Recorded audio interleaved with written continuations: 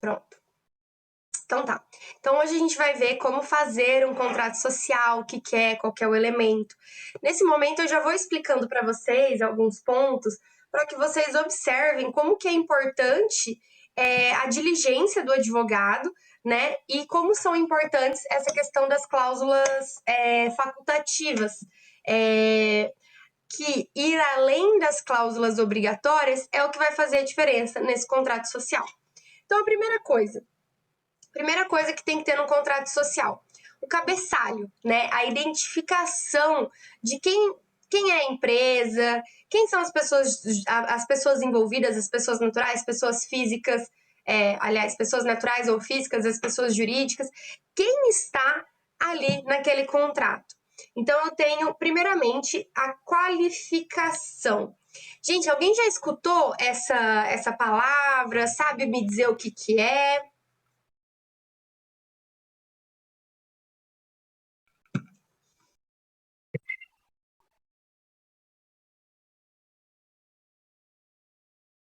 Perfeito.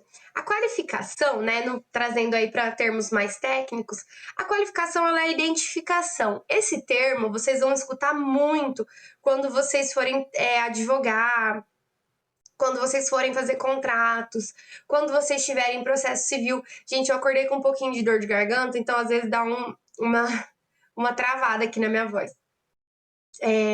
Então, qualificação é quando a gente coloca ali as características, quando a gente identifica a pessoa que está ali sendo envolvida. Então, vocês já viram, vocês não tiveram um contrato ainda, né? Vocês estão tendo, acho que, a teoria geral do contrato.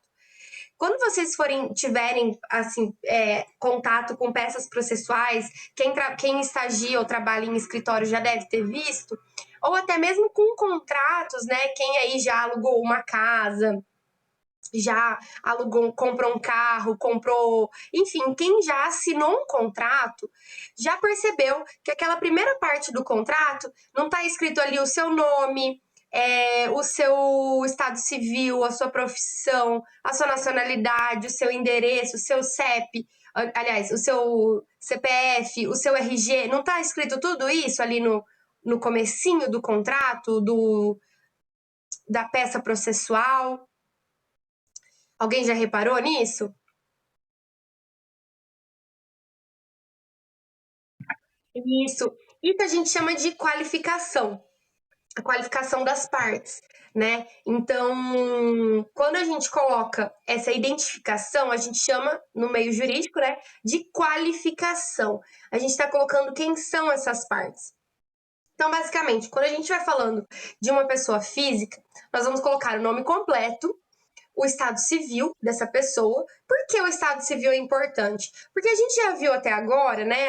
Óbvio que aqui nós não estudamos nessa matéria o direito de família, mas a gente já viu como que influencia o regime de casamento, vai influenciar em questões patrimoniais. Então, se eu tenho um estado civil casado com comunhão de bens, ou se é solteiro, eu vou ter duas situações diferentes. Então, eu tenho que colocar o estado civil, a nacionalidade. Por quê? Porque depender do contrato, né? A gente viu, por exemplo, que a nacionalidade ela é um empecilho na hora de constituir uma empresa de comunicação, né, jornalística ou de exploração de minérios. Então, a nacionalidade também é importante. Então, vou colocar o nome completo, estado civil, a nacionalidade, o CPF e o RG, que é o que vai identificar essa pessoa, né? Então, tudo isso também vai estar lá no modelinho que eu vou colocar para vocês, tá? O CPF e o RG, o endereço dessa pessoa e o endereço dessa pessoa, a residência e o domicílio dessa pessoa. O que é domicílio vocês vão ver em direito civil, tá? Mas vocês vão colocar ali o endereço dessa pessoa. Em geral, esses são os itens da qualificação. É óbvio que, dependendo da relação jurídica que a gente tiver, vão ser exigidos outros requisitos a mais, né? Por exemplo, eu como advogada, quando eu estou preparando uma procuração, quando eu vou me qualificar como advogada, eu não preciso colocar meu CPF, meu RG, eu coloco apenas o número da minha OAB. eu não preciso colocar meu endereço residencial, eu coloco apenas o meu endereço profissional. Numa ação trabalhista, quando eu for qualificar, numa ação trabalhista, no direito penal também, quando eu for qualificar o empregado, quando eu for qualificar o acusado, o réu, eu vou colocar também o nome dos pais, para evitar que eu esteja ali acusando ou que eu esteja lidando ali com um homônimo, né? Homônimo é quando eu tenho duas pessoas com o mesmo nome. Então pode ser que exista outra Júlia Stefanello Pires por aí, mas com certeza ela não vai ter o mesmo nome dos meus pais, né? Os pais dela vão ter nomes diferentes. Então você diminui a chance de mover um processo ali em face de um homônimo. Então, tudo isso vai ser, ou numa relação de trabalho também, você vai colocar o número da carteira de trabalho, né? Então, tudo isso, as informações que vão estar na qualificação vão depender da relação, né, que se tem ali, e também do tipo de documento que você está propondo. Mas, basicamente, as informações básicas são nome completo, nacionalidade, estado civil, a profissão pode ter, mas pode não ter, mas normalmente tem. Profissão, RG, CPF e endereço, ok? Que o RG e o CPF é o que vão identificar a pessoa, né?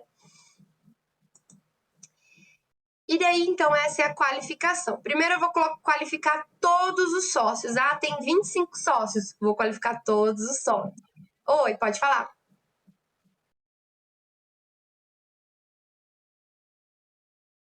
Uhum.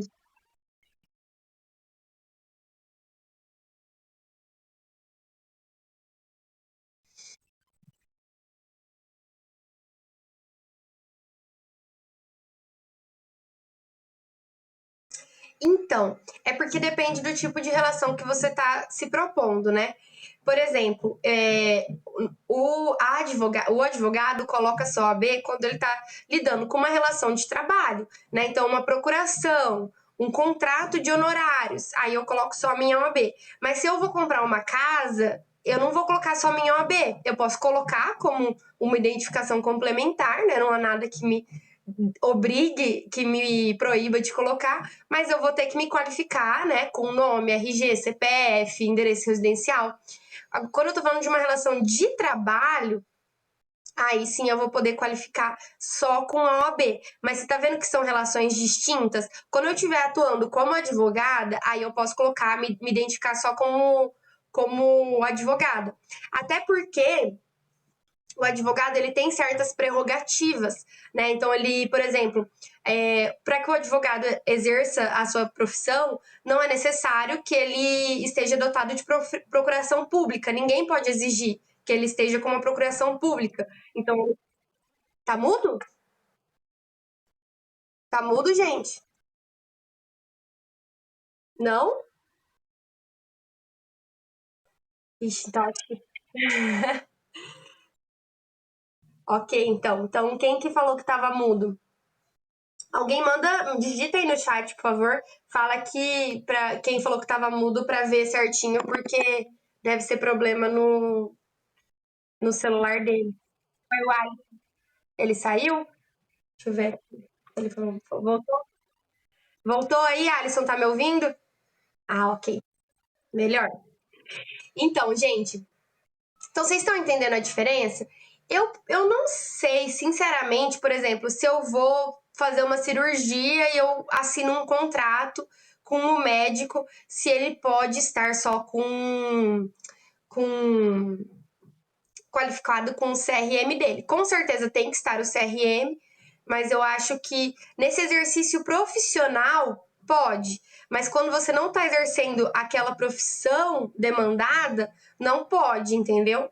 Eu não sei certinho se a lei porque a gente se baseia nas leis específicas. O advogado tem, né, o Estatuto da OAB, que determina que para exercício da profissão do advogado ele não precisa de uma procuração particular. Então a OAB ela está identificando aquele profissional.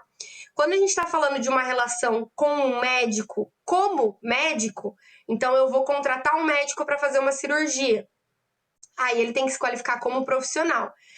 Eu vou contratar um contador, aí ele tem que se qualificar como profissional. Mas se esse contador, se esse médico, se esse advogado estão abrindo uma empresa, ou então estão, enfim, comprando uma casa, comprando um carro, eles têm que se qualificar como uma pessoa comum, né? Não como profissional, como uma pessoa. A não ser, por exemplo, o advogado, quando eu fizer um videozinho para vocês da sociedade civil, da sociedade simples, vocês vão ver que quando eu for registrar a sociedade de advogados na OAB, eu tenho que qualificar esses advogados com a OAB. Por quê? Porque é uma sociedade de profissionais. Então, eles estão sendo qualificados como profissionais. Vocês conseguem entender essa diferença em uma qualificação de uma relação como profissional e como uma pessoa natural, como uma pessoa física? Né? Porque é diferente eu fazer um contrato de honorários, em que eu vou estar sendo contratada como advogada, né, como profissional, e eu comprar uma casa ou virar sócia de uma empresa e estar ali como uma pessoa física, uma pessoa natural. Oi, pode falar.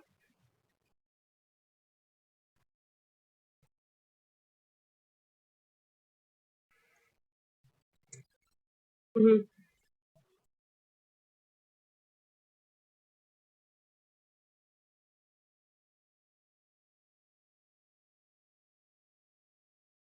Não, os filhos não, os dependentes não.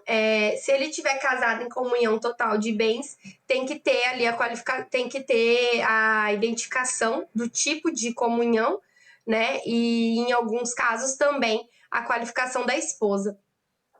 Mas para a constituição da sociedade tem que ter a qualificação, tem que ser informado o tipo de comunhão que ele tem, mas os dependentes não. Até porque os dependentes eles só vão ter algum poder de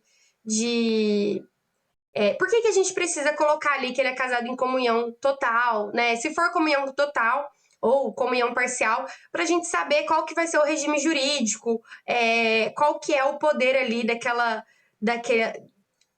como que aquela relação pode influenciar nas questões patrimoniais. Os dependentes, eles só vão ter algum poder nas questões patrimoniais quando aquela pessoa, né, o genitor, a genitora falecer, que daí eles vão ser herdeiros, né? Então, enquanto eles são apenas dependentes, eles não têm nenhum poder patrimonial sobre os bens dos pais, né, dos responsáveis. Então, ao contrário de um casamento em comunhão total de bens, em que você tem ali um cônjuge, os dois cônjuges têm poderes ali sobre aqueles bens em comunhão, né? Então, precisa identificar. Pessoal, tá quase caindo aqui nossa ligação. Eu vou só terminar essa parte da qualificação e daí eu mando outro link para vocês, tá? Pra gente terminar a aula.